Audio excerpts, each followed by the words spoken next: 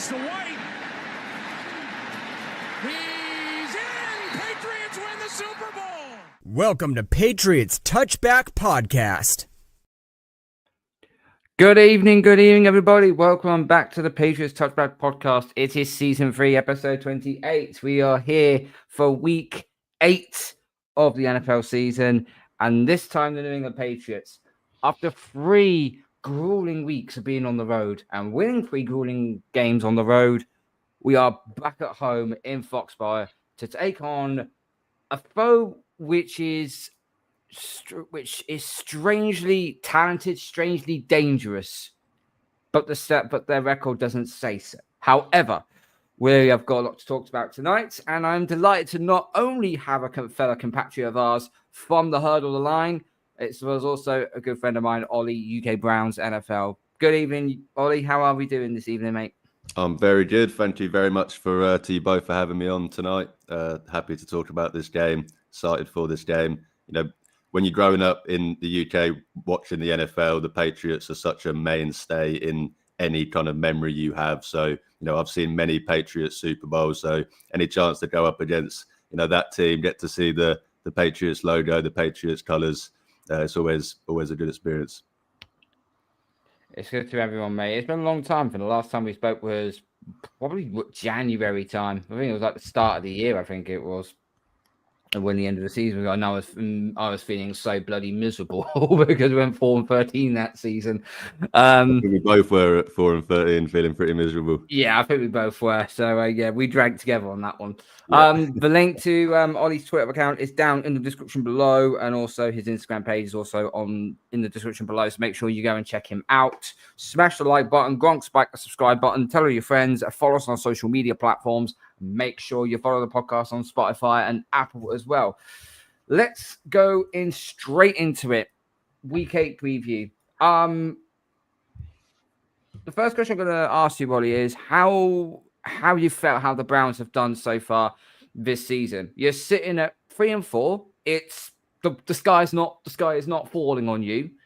Have you seen how the Browns have been so far this season? Well, I hope it was 3-4, but it is 2-5. 2-5, sorry. Although, you know, you could make an argument it could be 4-3 if Andre Schmidt makes a kick, and if the Browns defense don't give up 80 yards to Carson Wentz in London with me in attendance, which was a bit of a stomach punch, that one. But obviously they're 2-5, and it's a weird one for most Browns fans, I think, because, and especially for me, because they're about where I thought they would be. You know, the 2-5 is about, you know, their first 6 games. Every Browns fan saw the schedule when it came out and thought, oh no, that's a very tough 6 games to start the season. I'm pretty sure it was the most like combined wins from last year out of any 6-game stretch for any team to start the season. So, you know, you're thinking that's going to be tough. And, you know, this is a year that was transition, rebuild, whatever you want to put on it. Those were all getting thrown out. So no one was talking playoffs or stuff like that. So again, you see them 6 games.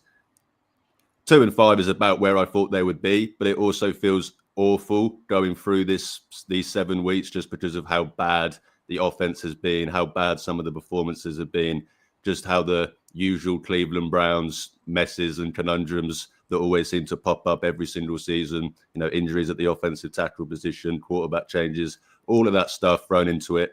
So you get to this point where, as I said, we're about where I expected us to be, but it felt dirty along the way getting here, if that makes sense. That makes sense. I want to sort of start by harping back to the off season, and I think a lot of people were very, very impressed by what Cleveland did in terms of, you know, trading back when everyone thought you were going to take Travis Hunter, moving back to you know, acquire that draft capital and get Mason Graham. But then you look at the other players you acquired in that draft, and the likes of Carson Swessinger, who I was personally really high on in the draft, Quinshon Judkins, among others, and then picking up a talent like Isaiah Bond as a free agent after all his legal struggles. I mean, you said that you were where you thought you would be, but I guess the question is, like, do you see like potential for the future in terms of like where the team could be given some time? Yeah, I mean, the best thing about this season so far for most Browns fans, the most excitement we've gotten from these games so far this season, other than some of the defensive performances, has been the rookie class this year. You mentioned it just there. Mason Graham, as much as, Carl, you're a Michigan guy, I'm sure you'll appreciate this, but, defensive tackles don't seem to get a lot of love on social media. If they don't get sacks and, statistics in games, people think they played bad. But, you go watch Mason Graham play, especially last week. He's, he is playing just as I expected him. He's a very good football player. Carson Schlesinger is just beyond my even wildest dreams. It's insane how good he has been so early on. This is a guy that wore the green dot as a rookie in his first game playing in the NFL, with all that talent on that defense. So, all of these guys have exceeded expectations. You're excited about that. You're excited about the rookie class, but as it has been for the last 2+ decades for Browns fans, none of that matters until you figure it out at quarterback. So there's always going to be that lingering thing in the back of your mind of you still need to get it done at quarterback. But yes, there's foundational building blocks, and there's things you can take going forward, as you said, with this rookie class and be excited about. But there's still obviously things in the back of your mind that you have to figure out, or none of that stuff is going to matter in the long run. The question I threw at you when we was off screen has probably been killed many, many, many times. It seems like every single year there was always like a quarterback conundrum. And this season, there's it's no different.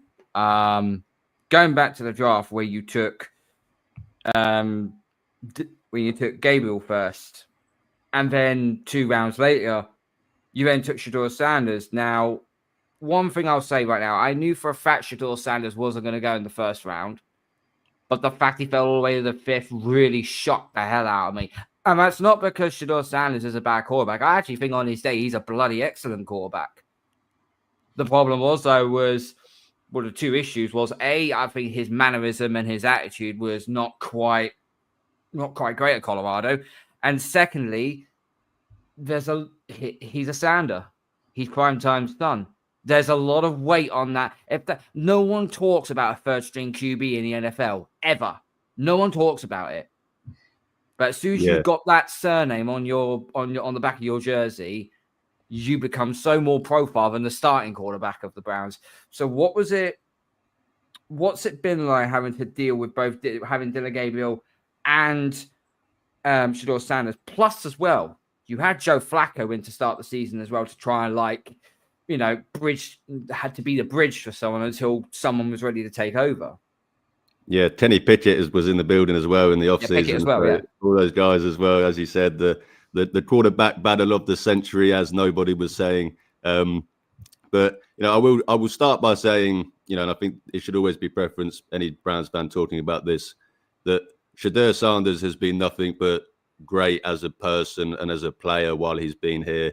All of the stuff, all of the media stuff, you said about it, it obviously comes with the name. The baggage comes with the name of being Deion Sanders' son, playing quarterback. As you said, all of the media frenzy that went with him falling to the 5th round. He had the whole draft party and all of that stuff, and that went on for 2 days, and he was still there, undrafted. So all of that stuff, of course, you have to recognize. But him as a person, he's been nothing but great. I've got nothing bad to say about Shedeur Sanders, the player and the person. He's performed every chance he's got. He's stepped up. He's not complained about it. All of that stuff. So that should, of course, be the first thing that I recognize when I talk about Shedeur Sanders and his experience with the Browns so far. But then, obviously, that with that being said, it has, of course, been slightly annoying as someone that talks about the Cleveland Browns on the internet, with having to deal with that. I mean, his fan base is massive. They've obviously come across into the Cleveland Browns Twitter, and these 2 fan bases have merged the last 6 months, and having to deal with some of the over the top stuff on social media, shall we say, has been annoying. But in the end of the day, the Browns didn't have a quarterback. They brought in all these quarterbacks. I had no problem with it. I didn't have a problem with drafting 2 quarterbacks. I was there. You said it, Carl. You were getting shots with how far he kept falling in the draft. I was there around. They took Dylan, and I was like, okay, maybe not. But then as soon as he got to the 4th, 5th round, I was like, you know what? Why not just draft Shedeur Sanders as well? And they ended up doing it. And not that I really liked the move, but I didn't hate the move. I thought that was something that, you don't have a quarterback take as many swings as you can. So, the actual experience, the two guys, I've had no issue with. It's been, they're two rookies. I'm happy to watch Dylan get time now. And if Shedeur gets time, then I'm obviously going to support him. I'll be happy to see that.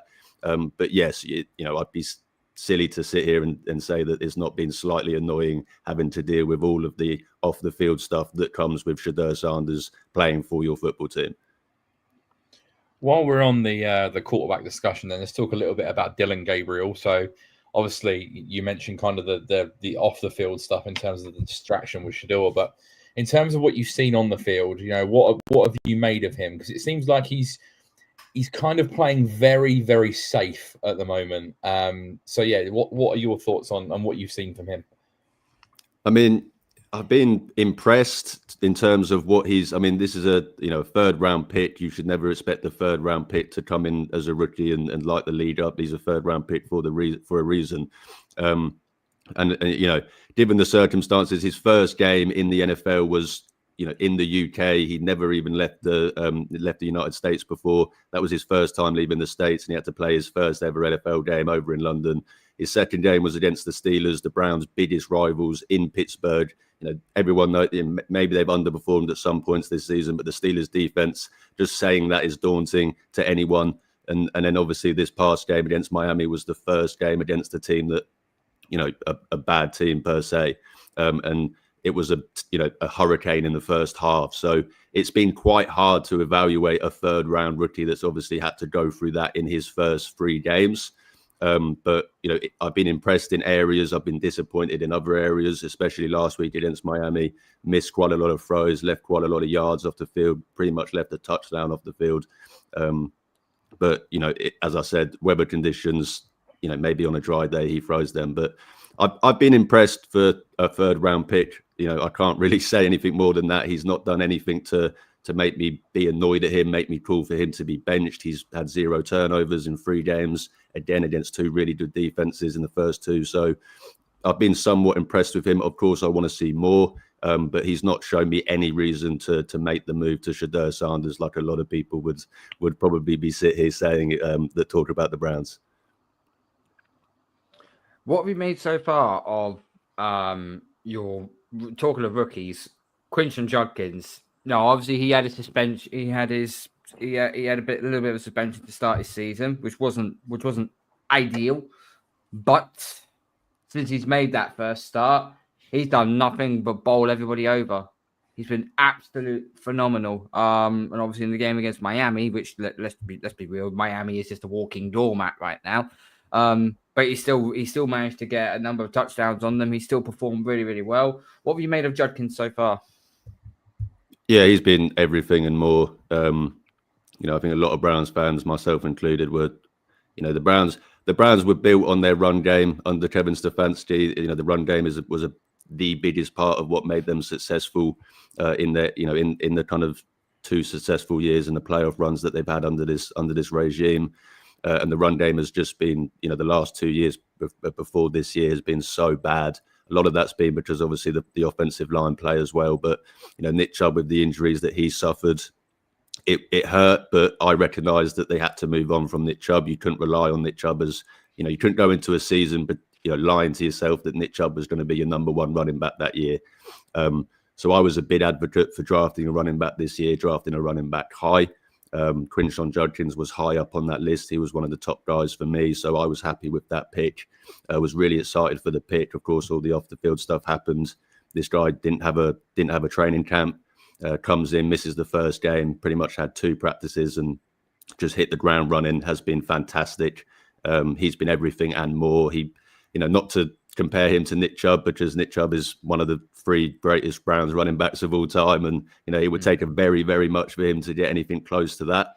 But he, some of the way he runs, how violent he runs, how he embraces contact, it does remind you somewhat of Nick Chubb, and it's just great to have a running back, in that room now that you can trust and just give the ball to 25 times a game and know that he's going to get it done. So that's such a pivotal part of the Browns offense, their identity, what they want to do.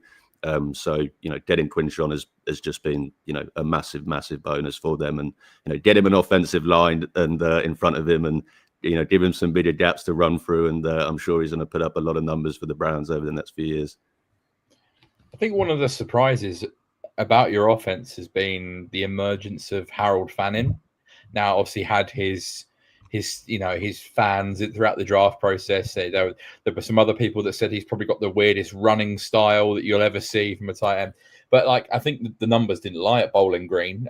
But I think the fact that he's come in when you've already got a top 10 tight end in David Njoku, and Njoku's had injuries, but Fannin's outplayed him, outperformed him, and it looks like it's got to the point now where you're set with Fannin for the future. You can almost, I think, isn't Njoku a free agent this coming off season? Yeah. So to the point where Njoku's going to be gone, and Fannin looks like he's going to be your tight end one for the foreseeable. Yeah, you said Harold Fannin fans in the draft process. I was a massive Harold Fannin guy. This was someone that, I just, every year you guys will know it. There's always that one guy that you just scream, please draft him, my team. Can we please just draft this guy? Mine was Travion Henderson, and it happened, and it just hasn't taken off yet. yeah, I was going to say, yet. we can go into that yet. if you want afterwards. But Harold Fannin was, someone that I just screamed had to be a Cleveland Brown. Bowling Green, obviously, Ohio, is an Ohio kid. Obviously, watching him in college, I'm pretty sure he had the most receiving yards of any tight end in college history last year. Just insane numbers what he put up at Bowling Green, which people can say it's Bowling Green, but you look at his two best games last year, and it was Texas A&M and Penn State, and that's pretty good competition if you ask me. So he's been everything and more. I'm pretty sure he's got the most receptions through the first 7 games of a Browns rookie in their history, franchise history. So he's been incredibly impressive. The Browns, I mentioned the run game, of course, the extension of that, the play action. The Browns like to run a lot of 12 personnel as well. You mentioned Njoku. Do the Browns get an extension done with him? I wouldn't be surprised if he is back. They do bring him back. But also, as you said, you now have this kind of luxury of, maybe if you didn't have Harold Fannin in this year, and you were kind of more forced to have to give David Njoku an extension. You might have had to cough up more money, etc., etc. Now you kind of have that luxury, as you said, of a guy that you feel pretty confident that if he has to step into that role, he can be your tight end one. And yes, he's benefited obviously playing alongside Njoku. He gets less attention, shall we say, not being that number one, the de facto guy.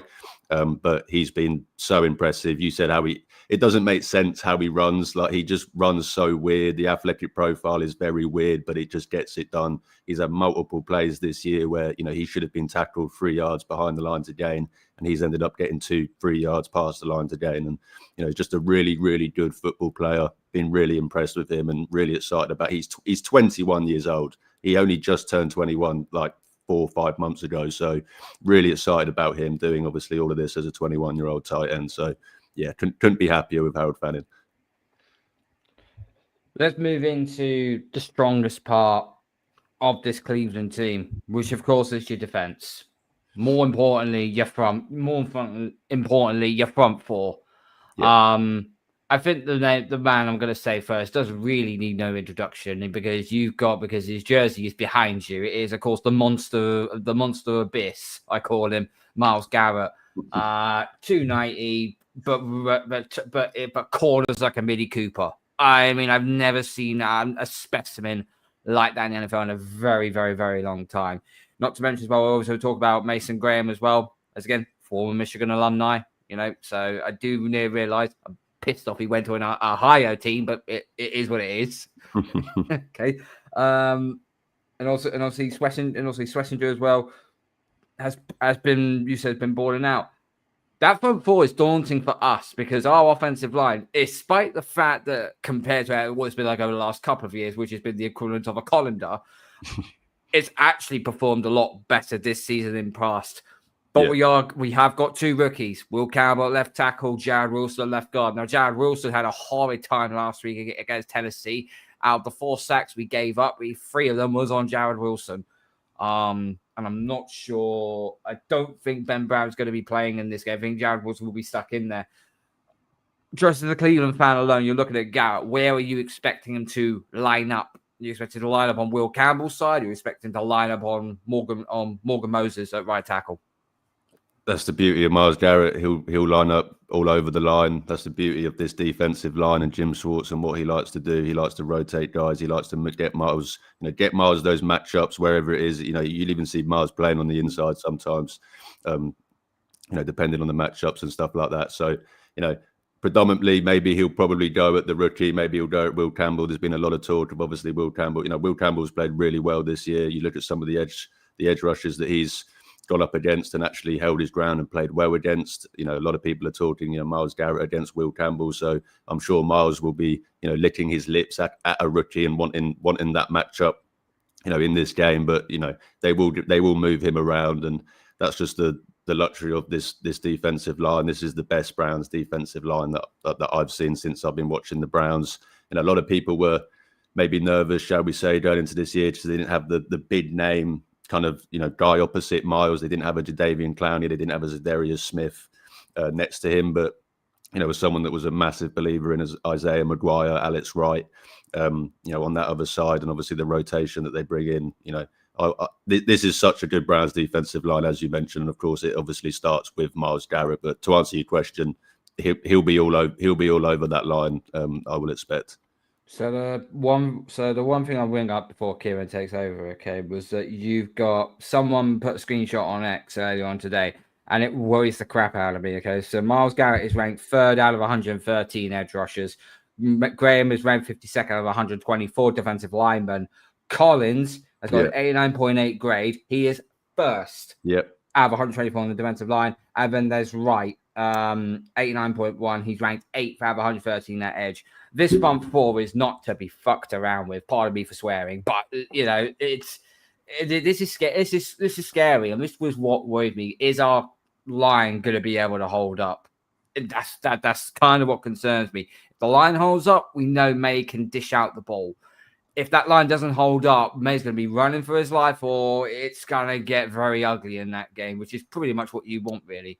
But Kieran, I'll let you answer the next question. Yeah, I think there's no doubt that the trench battle is going to be vitally important in this game. But for just how good that defensive line is, you have given up quite a few yards on the back end. Like, the teams can throw on you, and I think that's happened to us particularly over the middle of the field. But that could be. Do you think that potentially could be an area where, if the protection holds up, that where May might look to sling the ball down the field? Because I wouldn't expect much running game from us in this game. Yeah, that's the worry when you play such an aggressive style of defense. Jim Schwartz is all about attack. He's all about getting into the opposition backfield. So you can be over aggressive sometimes, as you mentioned. If you bring too many guys and you leave the back end a little bit too open, that's where they get gashed. This is a defense that doesn't give up consistent yards. They give up chunk plays.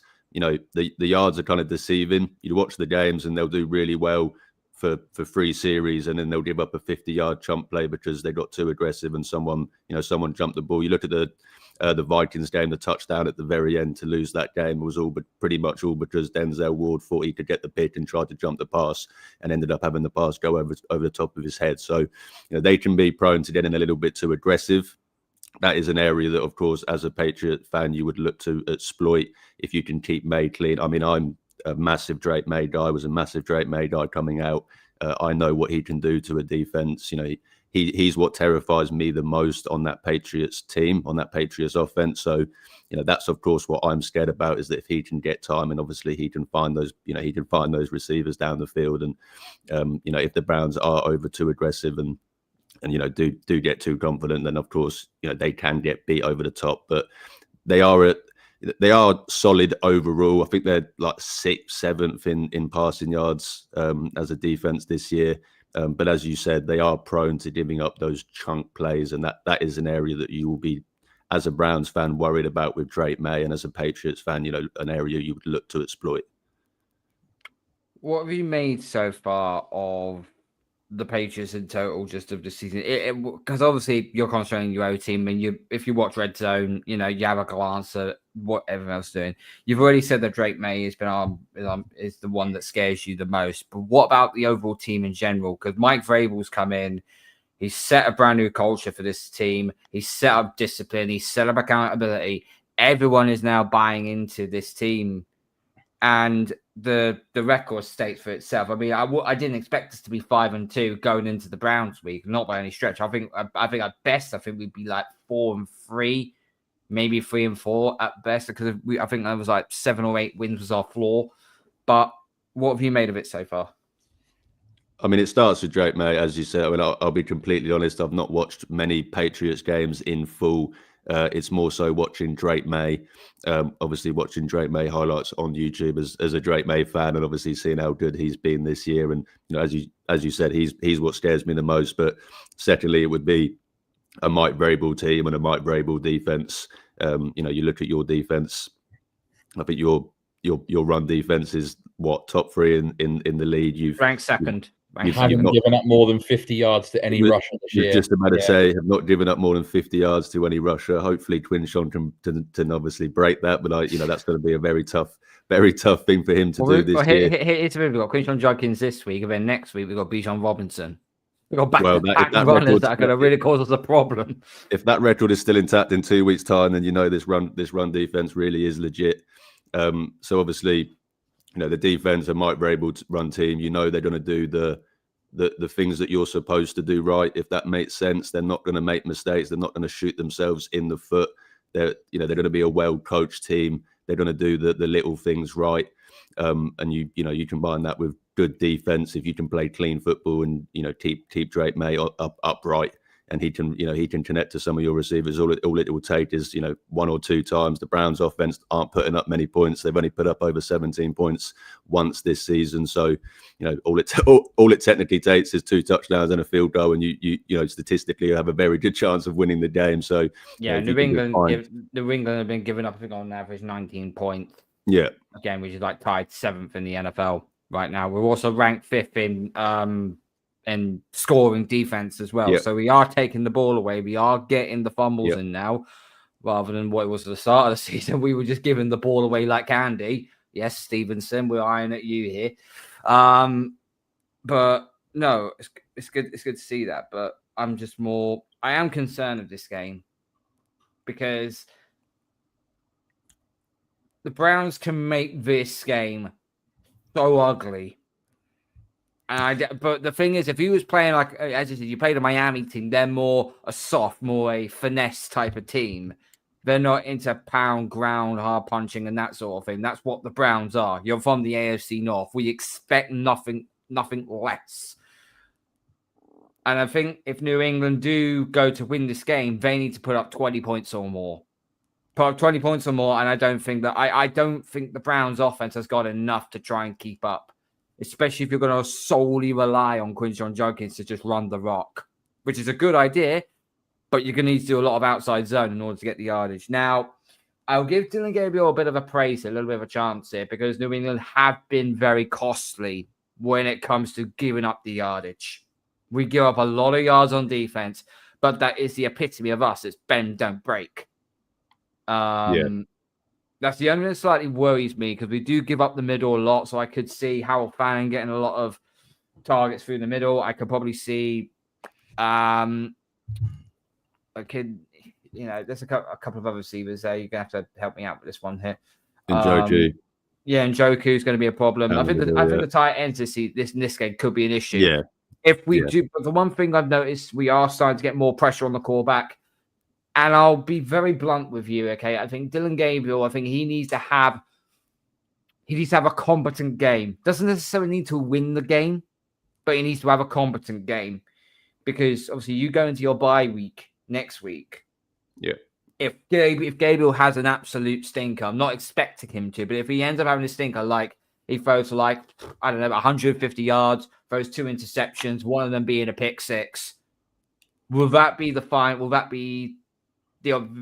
the decision then to say, okay, we need to see what we've got in Shedeur Sanders now? I suppose going into a bye week because it gives you extra time for yeah. preparation. I mean, I suppose it depends how bad it gets, but just a bad performance, as as we all know, just an average bad performance, shall we say? I'm not sure that would justify it for me. As I kind of mentioned earlier, this is a guy that's given me no reason to make me believe that the last 3 games. Yes, he's not lit the world on fire, but he's not been throwing the ball. I mean, when Joe Flacco, the first 4 games of Joe Flacco, he turned the ball over 8 times. And Dylan Gabriel has turned the ball over 0 times. The Browns were -6 after those first 4 games in the turnover differential. They are now 0. So that just shows you, obviously, that Dylan Gabriel has been playing clean football. Of course, that is what he's going to have to do in this game. You mentioned it. Does he have to win the game? He's definitely going to have to get the ball downfield more in this game than he did last week. They're not going to have the benefit of the doubt of playing against a terrible team like the Miami Dolphins. This is a much better team that, as you said, you're going to have to hopefully get more points and more yards on to win this game. So Dylan Gabriel is going to have to start getting the ball downfield. But as long as he can continue to, as I said, play clean football, then, that's obviously going to be the biggest key for the Browns in this game. And obviously getting Quinshon Judkins running, getting him going against one of the best run defenses in the NFL. But, number one, it is the Browns defense. That's what it is every game with the Browns. The offense isn't good enough to give them any benefit of the doubt. It's the Browns defense. It starts with them. They have to set the tone. They have to basically put the offense, give them as many opportunities as they can to come through.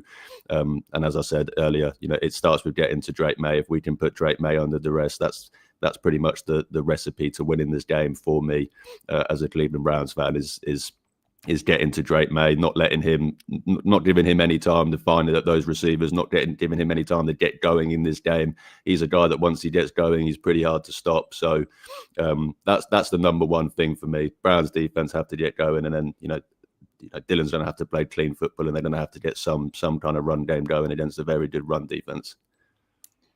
Before we move into the prediction on the game, then Ollie, I just want to sort of go with the question that we always ask our guests on the show, and that's what are the wider Cleveland Browns fan base, thinking ahead of this game and in the Patriots as an opponent heading into Sunday?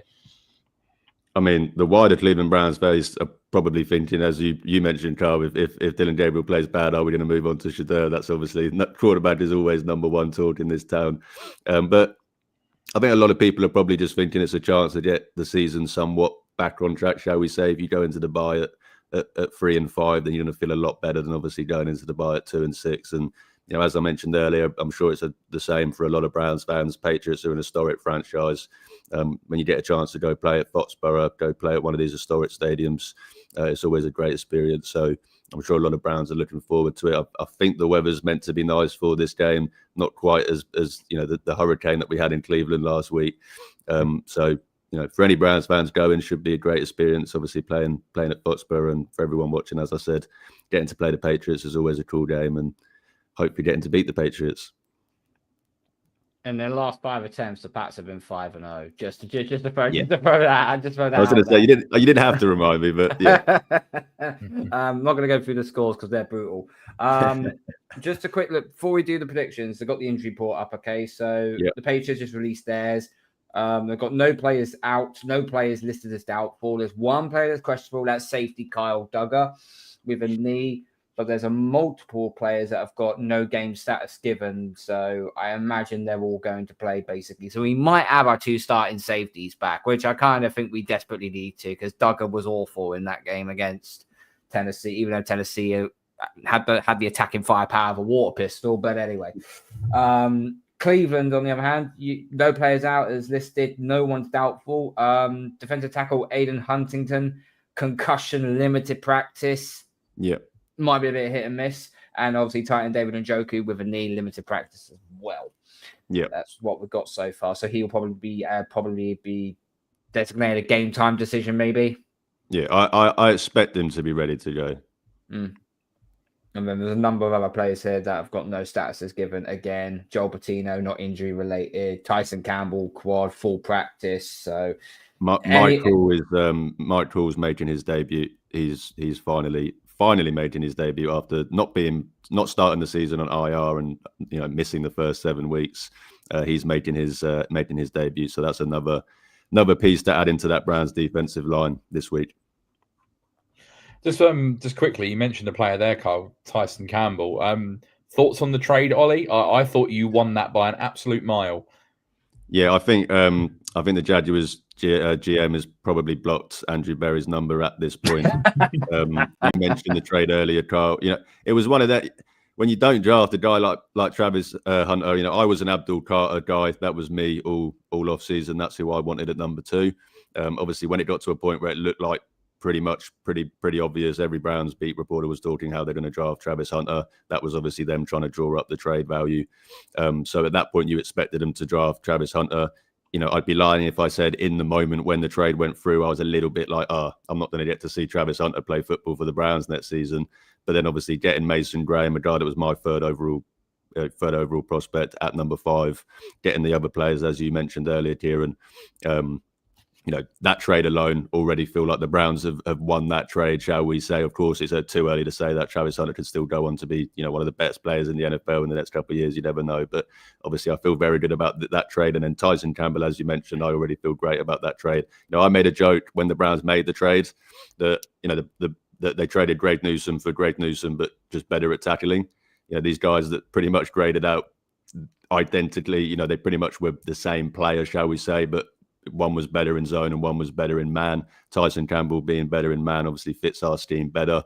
He's one of the best tackling DBs in the NFL. Of course, what we like to do, that obviously is a bonus as well. And getting a pick 6 in your second game, I was impressed with him in the first game. He obviously gave up the touchdown to DK Metcalf, but coming in after playing on the Monday for the Jags, having to then play on the Sunday after that trade, go up pretty much alone against DK Metcalf all game and only give up that kind of one touchdown and that one play. Other than that, he was great. And last week he was fantastic. Really happy about that trade. And as I said, I'm pretty sure the Jaguars are not going to be too keen about trading with the Browns in the near future. No, absolutely. No, I was watching the London game between the Jags and the Rams. Newsom was just getting cooked continuously. His it first was rep. bad. It was horrible. I mean, I I don't know if you've seen the preview show from last night now on Hurdle the Line, but I mentioned that whilst I was watching the game, my son was watching with me. My son is 4 years old. When I think it was Trevor Lawrence had a 3rd and long, and he completely overthrew Washington by a country mile. He just looked at me and said, "He is awful." My 4-year-old son said Trevor Lawrence is an awful quarterback. And on that note, that's your career over, done with. Right. Let's get into our predictions. Ollie, as you're our guest, you get the first shot. I mean, are you going to be a homer and take in your Browns, or are you going to go with the logic? I think I would normally, I should go with the logic as a somewhat logical person myself.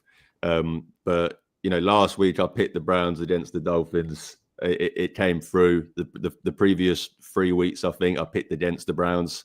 Of course, I was right. They lost those games. But last week I picked for the Browns. They won the game, so I'm going to do it again this week.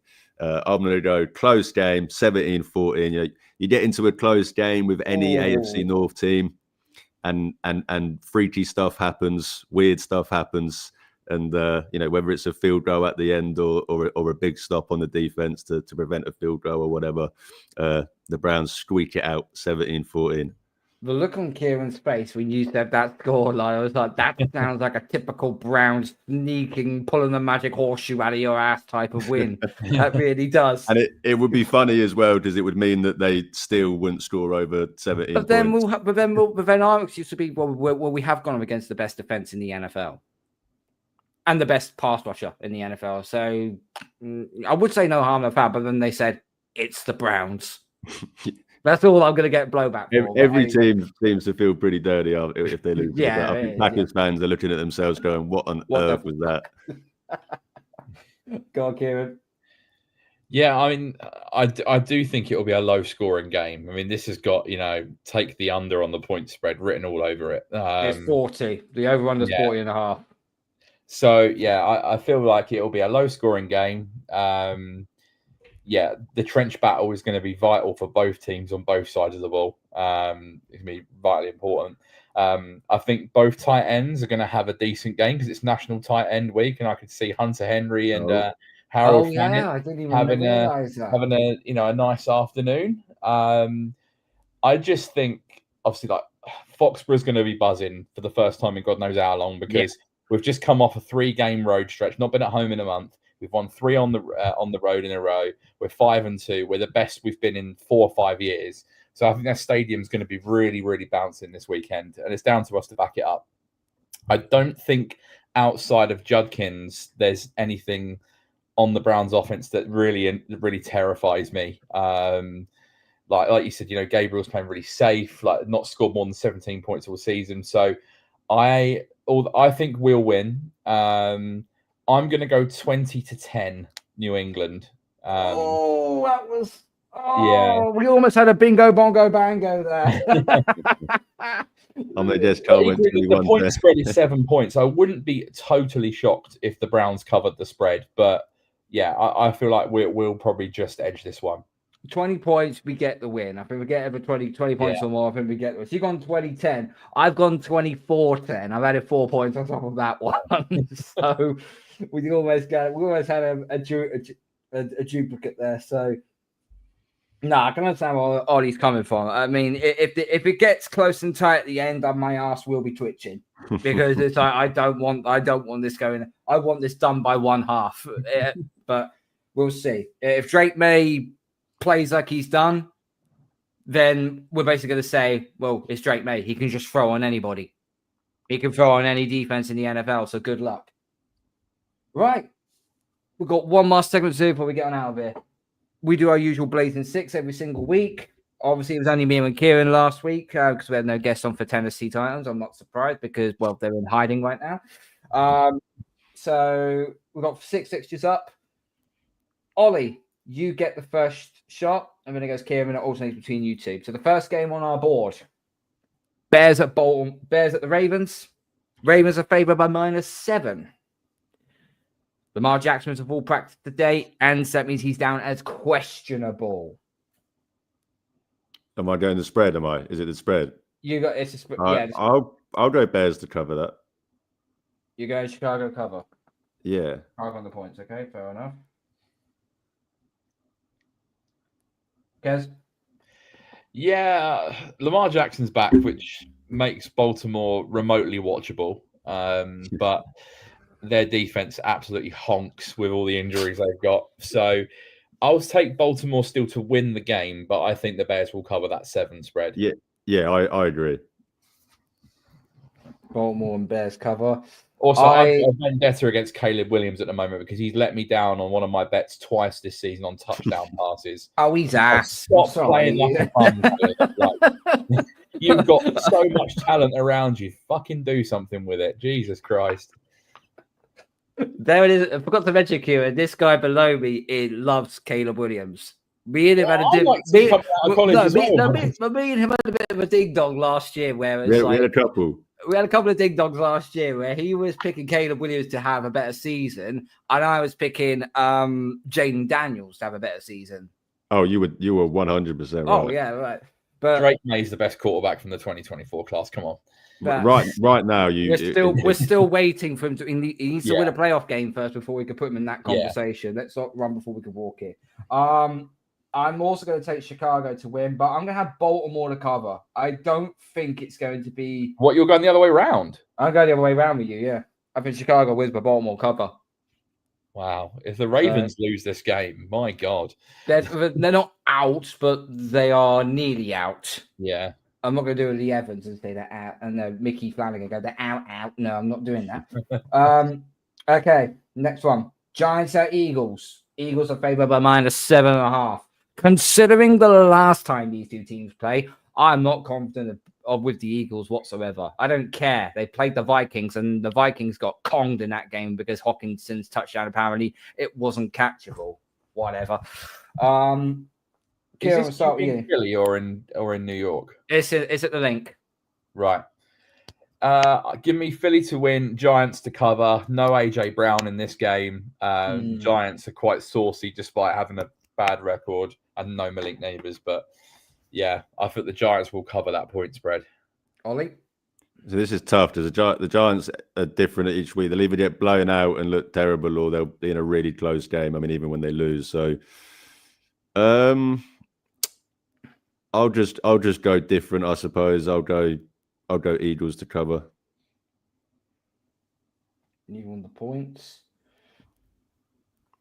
I've gone. I went Philadelphia to start with before AJ Brown went out. I think the Eagles will win, but I'm going to have the Giants to cover as well. I think the Giants will keep it close. They're going to be pissed off after what happened last week. Either they're going to be pissed off or they're going to be hurting badly. We'll see. Next game up, 49ers at the Texans. Strangely, the Texans are -2 favorites. What? I don't quite. Yeah, it's on Bet365, so you know. Is it in Houston? It's in Houston. I've 100% smashed 49ers on that. 49ers and the points. Yep. Okay. Kieran? No, I'm taking Houston at the points. Really? Yeah, I do. I'm not trusting Mac Jones on the road against that Houston defense that's still pretty good, just underperformed at times. It'll just be down to whether CJ Stroud can play like he did in his rookie season and not like the arse he's played the last couple of years. But yeah, give me Houston for a bit of a saucy pick. Is Brock Purdy back? Because he was back in training. I think Mac Jones is playing, isn't he? I think Mac Jones is playing. Okay, well, they've still got CMC, so when they've got CMC, they'll be fine. Yeah. I've got 49ers.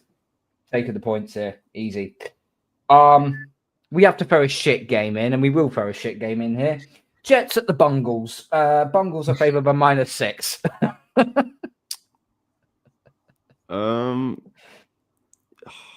Yeah, yeah. Bengals to cover. Kez? Same. I can't pick the Jets to do anything when they don't have any form of offense whatsoever. I don't think you can back the Jets in any bet. No, I don't think you can. It's a clean sweep on that one. That was easy. It's a shit one. I've thrown this one. Woody Johnson basically buried Justin Fields this week, and then Tyrod Taylor isn't going to play because he's injured. So they just have to roll the guy that the owner has just come out and buried in the press. Like, they are just the definition of a dumpster fire. And Aaron Glenn has basically said, "Oh yeah, we're not going to say who our starting quarterback is." Yeah. So basically, the Bengals are going to be preparing for a quarterback that's scared to throw the ball or a quarterback that's too old to throw the football. So it's going to be fun. This one should be straightforward, but the spread is ridiculous. Titans at Colts. The Colts are favored by -14.5. That's a fucking college spread. Jeez. I mean, it's a division game as well. It's a divisional game as well. You know what? Why not? Titans to lose, but to cover. Oh my god. Why not? Titans to lose. So yeah. Did you say 14.5? 14.5. So you mean Colts, so even if they lose by 14, so you mean Colts win Tennessee? Colts win Tennessee to cover. Yeah. Kieran. I'm taking the Colts to cover that. I'm not sure. I don't blame you. I think that Titans team might score under 6 points in that game against that Colts defense. I could see this being a shutout, actually. Like, genuinely, I could. That Colts defense is really good. And, give me the Colts all day long. Yeah, Colts on the points for me. I wouldn't be shocked. Would not be shocked. I'd be shocked. Jonathan Taylor is going to go absolutely nuclear again this week. 150 yards rushing and 2 touchdowns. If the minimum 2. A hat trick again. If the Titans gave up 81 yards to Ramondre Stevenson last week, so if Jonathan Taylor's running against them, then he's going to put up record-breaking numbers. Okay, last game on the docket, and it had to be the Sunday night game. Packers at Steelers. Packers are favored by -3. Ooh. Where is this game? Sorry? At Acrisure Stadium. At Steelers. Oh. I can't pick the Steelers for anything, so Green Bay, smash Green Bay. Packing the points, yeah. Yeah. Okay. I'm not yet. I'm going to go Steelers to cover. I'll go Steelers to win. I personally think that Jordan Love is one of the most overrated quarterbacks in the NFL, and there is no way that Aaron Rodgers is going to want to lose at home to his old team. So I'm going to take Pittsburgh. I'm glad you threw that one out, Kieran, because the Packers have gone to the Steelers in the last 6 times, and they haven't won a single time. Does not so most teams struggle there. I will take. So I'm going to take the Steelers, but because I'm trying to be defecting off you, Packers will get it close. I'm going to go the Packers to cover. Steelers win, Packers to cover. So that's going to be our picks for our when the Packers beat the Lions, everyone was saying, "Oh, this team with Micah Parsons is going to be a Super Bowl contender," and now we're 7 weeks later, and everyone's like, "Nah, they're shit." Yeah, the Lions were just sleeping that week. To be fair, they still have the second highest win percentage in the NFC because of that draw. Yeah, which is but that tie has messed that division up badly now. I mean, it's Arizona. No one likes ties. No one likes ties. Guys, we're British. We have to like ties. No, we don't. Anyway, Ollie, thank you for coming on, mate. Much appreciated. Ollie, links to his X account and his Instagram account are down in the description below. So make sure you go check him out. Make sure you go follow him. He talks a lot being game, talks everything about the Browns. What have we got coming up in the next week? I mean, are you still with Tom on Midnight Sports? Yeah. And obviously you on Head of the Line, obviously. Yeah, you mentioned it, Heard of the Line, Midnight Sports. I mean, my number one priority, shall we say, what takes up the most of my time is my Browns channel on YouTube, same as all my socials, UK Browns NFL. But then, as you said, Midnight Sports with Tom, Heard of the Line with all of the great guys over there, including yourself. So you can find me on. What's your Browns YouTube channel? Sorry? UK Browns NFL. I was going to say you can find me anywhere, everywhere. UK Browns NFL. I was very fortunate that nobody had come up with that very unique and intelligent name, I think, in my opinion. So I was able to get it for every single social media medium and all of my stuff. So YouTube, Instagram, Twitter, all of that stuff. UK Browns NFL. And you want to hear me talk about the Browns. Shall we say, moan about the Browns sometimes, most of the times. That's where you can find me. Okay, I'll get your link. I'll get it in the title if I potentially can. So, no, it's good to have you on, mate. It's been a long time since you last spoke. And no, thank you for coming on, mate. Much appreciated. Kieran, as always, my main co-host, always doing the business. Good to have you back, buddy. That's it for tonight's show, guys. Make sure you smash the like button on the way out. Gronk spike the subscribe button. Tell all your friends. Follow us on our social media platforms. And make sure you follow the podcast on Spotify and Apple as well. We will be back on Tuesday night for our review show of the Cleveland Browns. And hopefully we're celebrating a fifth consecutive win. I think it is. Is it fifth or fourth? Yeah, fifth consecutive win. No, fourth consecutive win, beg your pardon. Fourth consecutive win. No, we'll be fifth. We just won 3 in a row on the road, remember? Yeah. Yeah, so it will be that. Anyway, hopefully we can discuss the win and not a loss, because if there's a loss, there's going to be a very negative outcome. But let's hope that's not the case. Thank you to everyone who's been watching. Good night. God bless. Go Patriots.